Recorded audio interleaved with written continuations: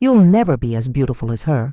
Just look at yourself, my husband said, holding up his phone with a photo of his new girlfriend. This is what a real woman looks like.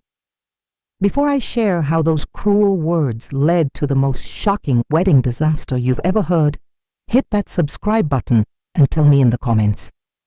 What would you do if you discovered your ex's new perfect partner was hiding a devastating secret? Because what happened at their wedding left everyone speechless. My name is Maria. I'm 38 years old, and I need to tell you about the day my husband of 10 years left me for a woman half my size, and how karma worked faster than I ever imagined possible. It started 18 months ago. Carlos and I had been together since college, married for 10 years, 2 kids, a house in the suburbs, the whole package.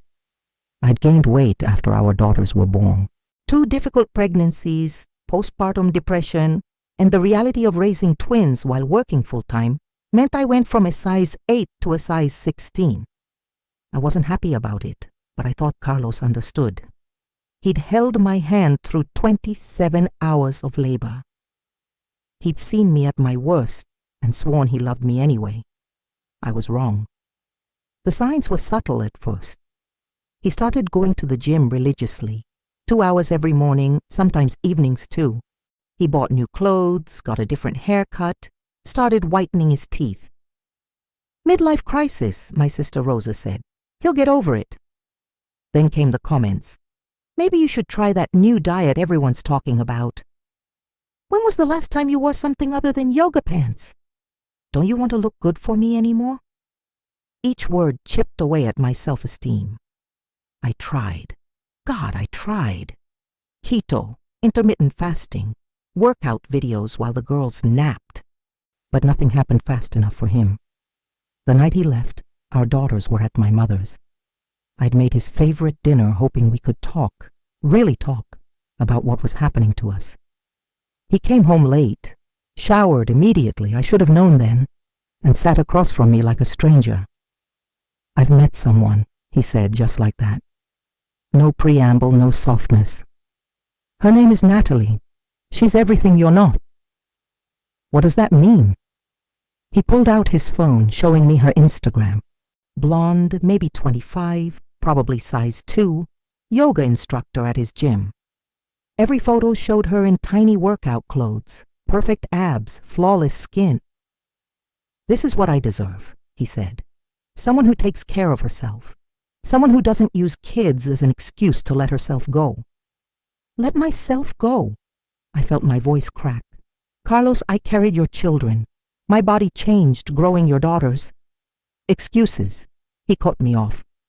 Natalie has had 2 kids too, and look at her. The difference is she cares about being attractive. You've given up. 2 kids? This 25-year-old had 2 kids? I found that hard to believe, but the cruelty in his voice made it impossible to focus on details. I want a divorce, he continued. I've already seen a lawyer. You can keep the house. I'll be moving in with Natalie. The girls can visit on weekends. Just like that. 10 years reduced to weekend visits. The divorce was swift and brutal.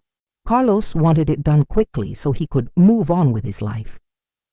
He posted constantly about his new happiness, gym selfies with Natalie, romantic dinners, weekend getaways. Our mutual friends were divided. Some unfriended him immediately. Others bought into his narrative that he deserved to be happy and couldn't help who he fell in love with.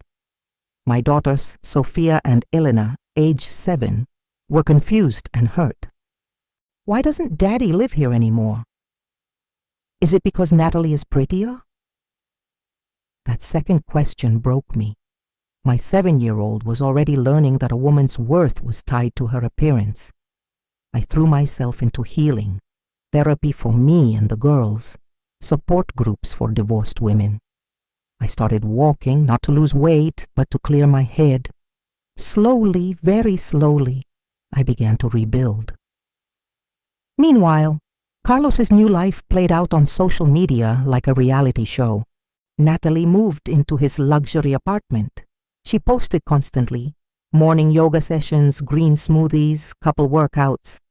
Every caption was some variation of living my best life or grateful for real love. The engagement came 6 months after our divorce was finalized. The ring was huge, far bigger than the one he'd given me when we were poor college kids in love. The wedding was planned for 8 months later. Natalie posted every detail: dress fittings, cake tastings, venue tours. It was going to be massive. 300 guests, country club location, no expense spared. He never wanted to spend money on our anniversary, I told Rosa. Said experiences mattered more than things. He's trying to prove something, she replied. To himself, to everyone. This isn't about love. I tried not to care. I focused on my daughters, my job, my healing. The weight started coming off naturally as my stress decreased, and I found joy in movement again. But it wasn't about Carlos anymore. It was about being healthy for my girls and myself.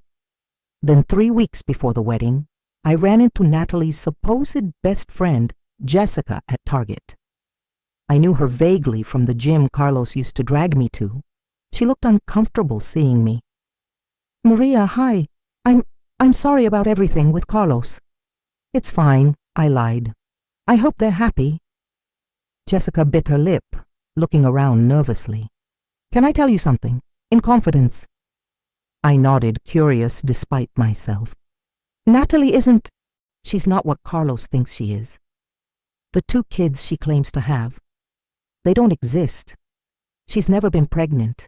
The photos she uses are her nephew and niece. My jaw dropped. What? There's more. She's had extensive plastic surgery, full body lift, tummy tuck, breast augmentation, Brazilian butt lift. That's not post-baby fitness. That's surgical intervention, which is fine, but she's lying about it. She tells everyone she got her body back through yoga and clean eating. Why are you telling me this? Jessica sighed. Because she's done this before. 3 times. She targets married men at gyms, presents herself as everything their wives aren't, breaks up marriages, then moves on once she's secured the bag. She's already got Carlos putting her name on his accounts. And you're friends with her? Were. I can't watch her do this again. The last guy she did this to lost everything: house, savings, kids barely speak to him. She drained him dry and moved on to the next target. I stood there in the cereal aisle, processing this information. Part of me wanted to warn Carlos, but the petty part, the part that remembered him calling me disgusting, wanted to let him learn the hard way. There's one more thing, Jessica added. She's been texting with someone named Derek a lot, including some very explicit photos. I think he's her backup plan for after she's done with Carlos.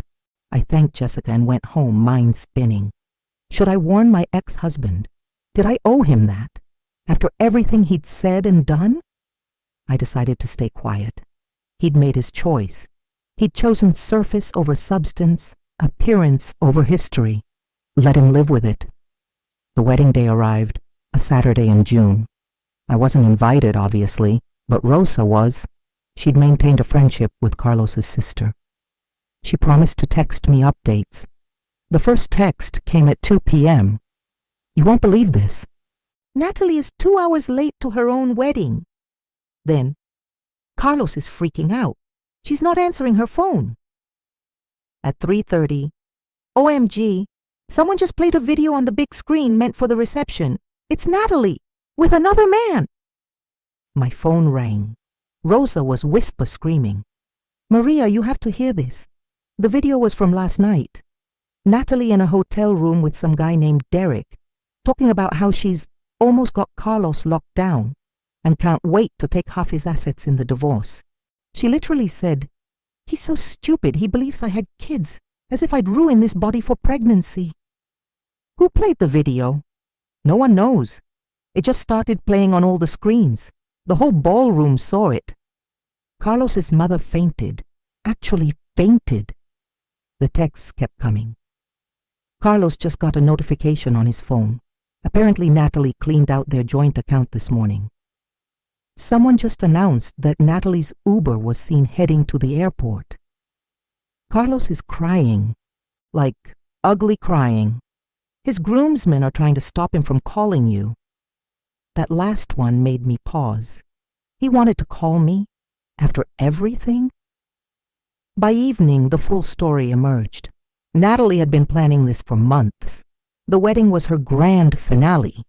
Get Carlos to put her name on everything as a wedding gift, then disappear with as much money as possible.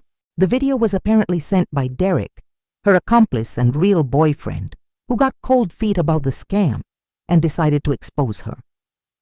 She'd taken $75,000 from their joint accounts and maxed out the credit cards Carlos had given her. The apartment he'd put in both their names? She'd been secretly trying to sell it.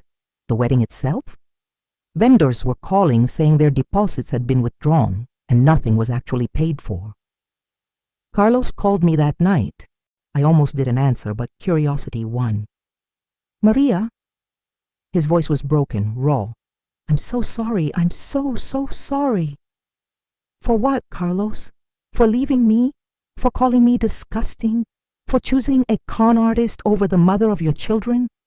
"All of it. Everything. I was an idiot. A shallow, stupid idiot. I threw away everything real for a lie. For abs and a pretty face that weren't even real." They were real, just surgically enhanced and maintained through deception. He sobbed then, actually sobbed. She never had kids, never struggled with her body, never sacrificed anything. And I compared her to you, who gave up your body to give me two beautiful daughters. God, Maria, what have I done? You've learned a lesson, I hope. Can you ever forgive me? Can we? No, I cut him off. Carlos, you didn't leave me because Natalie tricked you. You left because you valued appearance over everything else. You were cruel about it. You made me feel worthless because my body changed carrying your children. Natalie just gave you an excuse to act on what you already felt. That's not true. Isn't it? If she'd been real, if she'd actually been a single mom who somehow maintained perfect abs, would you have stayed with her? Even knowing how much you hurt me and our girls? His silence was answer enough. I hope you recover financially, I said, for our daughter's sake. But Carlos, we're done. You showed me who you are. Someone who could look at the mother of his children and call her disgusting because she went up a few dress sizes. That's not love. That never was. I hung up and blocked his number. He could communicate through lawyers or our parenting app about the girls. Nothing more. The aftermath was swift and brutal for Carlos. Natalie had done more damage than initially thought. She'd opened credit cards in his name, taken out loans, even tried to refinance the apartment. He had to move back in with his parents at 40 years old. The gym where they'd met banned him after learning he'd been bringing Natalie as a guest without paying her membership fees. Turns out she'd been scamming other members too. Our daughters visited him at his parents' house. They came home one day, and Elena said, "Daddy cries a lot now." He showed us old pictures of when we were babies and said he was sorry for being mean to you. What did you tell him? That being mean is wrong, and that you're beautiful, Mommy, just like you always were. I hugged them tight, these wise little souls who understood more than they should have to. Carlos tried everything to win me back. Flowers delivered daily until I threatened a restraining order. Letters of apology that I returned unopened. He even joined a therapy group for men who'd destroyed their families through infidelity. Good for him, but too late for us. 6 months after the wedding disaster, I ran into him at the girls' school play. He looked older, defeated. The confident man who'd strutted out of our marriage was gone. "You look good," he said quietly. "Healthy? Happy?" "I am," I replied, and it was true. I'd continued my walking, added some strength training, not for weight loss, but for how it made me feel, strong, capable. I'd even started dating a fellow single parent named David, who told me on our first date that his ex-wife had also left him for someone more exciting, and he'd learned that steady love was worth more than sparkle. "I heard you're seeing someone," Carlos said. "I am." Does he treat you well?" "He tells me I'm beautiful every day, especially in my pajamas, making breakfast for 4 kids, especially when I'm sweaty from a workout, especially when I'm stressed about work. He sees me, Carlos, not my dress size." Carlos's eyes filled with tears. "I saw you too. I forgot to look. I got blinded by someone who told you what you wanted to hear, who made you feel like a young stud instead of a middle-aged father. I get it. But Carlos, even if she'd been real, it wouldn't have made what you did right." "I know. God, I know. Maria, I would do anything." "Do something for yourself," I interrupted. "Become the kind of man who doesn't need a 25-year-old's attention to feel valuable, who doesn't measure a woman's worth by her waistline, who understands that love deepens with stretch marks and softens with time and grows stronger through sleepless nights with sick kids. Become that man. Not for me. That ship has sailed. But for whoever comes next." He nodded, wiping his eyes. "The girls. They deserve better than what I showed them." "Yes, they do. So show them better. Be better." I walked away then, toward David, who was saving our seats, toward my daughters who were peeking through the curtain, toward a life I'd rebuilt from the ashes of Carlos's cruelty. The truth that came out at the wedding wasn't just about Natalie's deception. It was about Carlos's willingness to be deceived, his eagerness to believe that perfection existed without sacrifice, that beauty could be maintained without effort or grace or the simple passage of time. He'd left me for someone thinner, yes. But really, he'd left me for an illusion. The illusion that women should remain unchanged by life, that mothers should bounce back like rubber bands, that love was conditional on maintaining a specific dress size. Natalie was never caught, by the way. She disappeared completely, probably off to her next mark with a new name and the same surgically enhanced body. The police said these kinds of scams were nearly impossible to prosecute. Carlos had willingly put her name on accounts, given her access to everything. Legally, she'd done nothing wrong. But morally? She'd given him exactly what he deserved, a harsh lesson in the difference between surface and substance. As for me, I learned my own lessons, that my worth wasn't measured in pounds or dress sizes, that my body, with all its changes and challenges, had done miraculous things, that someone who truly loved me would see beauty in the life written on my skin, not demand I erase it. The wedding that never happened became legendary in our social circle, a cautionary tale about what happens when you trade authentic love for artificial perfection. Some people even started calling it the Natalie effect, when karma comes dressed in yoga pants and destroys your life with a smile. But I don't think about it in terms of karma or revenge. I think about it as truth revealed. Carlos showed his truth when he left me for someone thinner. Natalie showed hers when she ran off with his money. And I showed mine when I refused to take him back, choosing instead to build a life where I was valued for everything I am, not punished for everything I'm not. The real tragedy isn't that Carlos got scammed. It's that he had real love, real partnership, a real family, and threw it away for Abe's that came from a surgeon's knife and a woman who saw him as nothing more than a bank account. But the real triumph? It's that I learned to see myself through my own eyes instead of his, to value my body for what it's done, not apologize for how it looks, to teach my daughters that beauty isn't about size or age or perfection. It's about authenticity, kindness, and the courage to be yourself in a world that's constantly trying to sell you a better version. Carlos left me for someone thinner, but in doing so, he freed me to find something better, self-love, self-respect, and eventually, someone who saw my worth had nothing to do with my weight. And that truth? That's worth more than all the flat stomachs in the world. What would you do if karma revealed your ex's new perfect partner was a complete fraud? Would you feel vindicated, or would you warn them despite the pain they caused you? Tell me in the comments below. And if you've ever been made to feel not enough because of how you look, please know that you are enough exactly as you are. Subscribe and share this story with anyone who needs to remember that real love doesn't come with a scale attached. Next week, I'll be sharing another jaw-dropping story about a woman who discovered her supportive best friend was secretly sabotaging her marriage for years. You won't believe how she found out. Until then, remember, someone who truly loves you will choose you at every size, in every season, through every change life brings.